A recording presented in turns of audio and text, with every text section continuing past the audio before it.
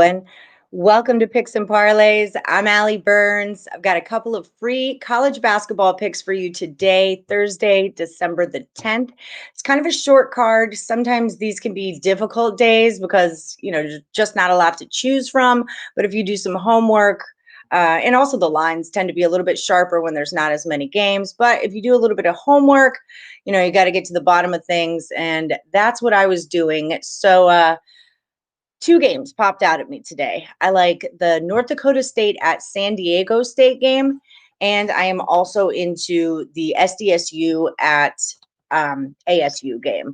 Both of them are later games, so hopefully I'm getting this out early enough that everyone kind of gets time to get on them. If you're watching, drop me a like, subscribe. Sorry, I just kind of woke up. Or drop whoever you like today into the comment box as well. I always love your feedback. So North Dakota State at South Dakota State. This one I think is important to point out because the odds makers are kind of utilizing the odds makers' perception here, right? You're going to look at the sheet and see North Dakota State is 0-4 and South Dakota is 3-2. Now, I've liked South Dakota State for a long time, and I got really lucky that their head coach, TJ Otzelberger, is now over at UNLV, which is where I work for UNLV basketball. So I get to see him in his business on a regular basis. But the guy who replaced him used to be, his name's what is his freaking name? Eric Henderson, I want to say. Used to be, Eric Henderson was the AC under TJ Otzelberger, but he was also the AC under a guy named Dave Richman. And Dave Richman is still the coach at North Dakota State University. So these guys know each other well. 8.5 is the line on this. I think 8.5 is just a ton of points, and let me tell you why. With a team who's lost 0-4, like North Dakota State has, you got to look at their strength of schedule, right?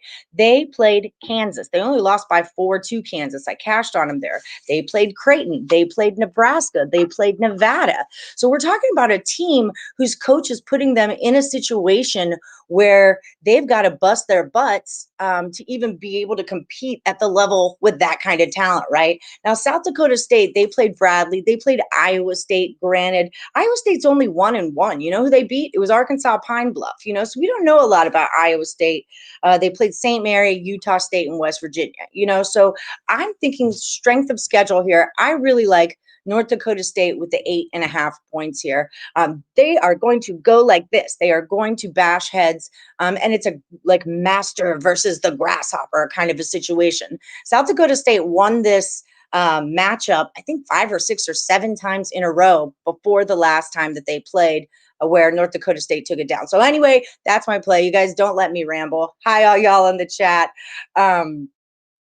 Don't let me ramble. Anyway, so I've got one more for you. So that's the play, North Dakota State plus the 8.5 points.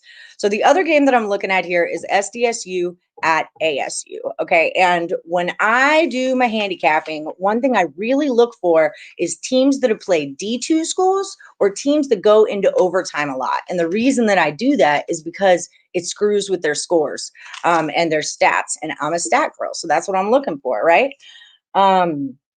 So if you're looking like on the back of your sheet at the sports book or in your ESPN app or however you get your stats, it might show you that ASU is averaging 84.5 points this year and that SDSU is averaging 74.5 points, right? If you take the D2 school that SDSU played out of this math, and you take HUBAP. Now, I know Houston Baptist isn't a D2. They're in the Southland Conference, but they're pretty close, right? They're not on this caliber of UCLA and Pepperdine and Villanova and all these other teams that these guys have played so far.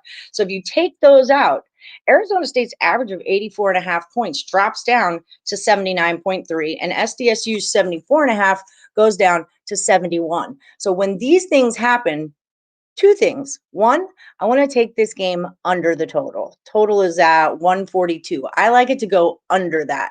The other thing I like is SDSU getting points here because clearly ASU is not putting up 100 on SDSU. The SDSU defense is solid. Like I said, I work for UNLV. I work in the Mountain West Conference. I see these guys play in front of my face. I was really nervous SDSU might not be able to hang without Malachi Flynn anymore, but I don't think they are having a problem doing that. It is their first road game. That is noteworthy. But again, I'm looking at numbers here and the way that the public is looking at the numbers and the way that lines are set because of them. So I like SDSU plus the points. It already went down. It was 4.5. Now it's down to 3. And I like it to go under this total just because I think that those thoughts were inflated. Yeah, I'm with you, Elliot, on the North Dakota game going under 2. I've been a little back and forth on it, but ba, ba, ba. Where are my numbers? Here we go. The last time these two teams played, the total was at 140, and that was in overtime. At regulation, they were only at 120. The 3 times they played before that, though, they were all in the 150s. But that, again, goes back to what I was saying about South Dakota State's old coach, TJ Otzelberger. Their whole thing was that ground, pound, ground, pound. They would put their foot on the gas and never let up. So they were a great casher for me that way. But like I said, yeah, nice one, money line only. That was the way to do that. Um, I am back. Thank you. So yeah, that's kind of what I'm looking for when I'm handicapping games. I'm going to try to come on a couple times a week and give you guys my free picks. I do take a lot of dogs. I do. They don't call me the plus money honey for nothing, right? I do take a lot of dogs, and I do take a lot of smaller schools, especially when small schools play big schools. There's a lot of value in those huge point spreads, especially at the first half. All right, guys. Well, thank you so much for joining me this morning. And stay tuned. I've got a lot more stuff coming your way.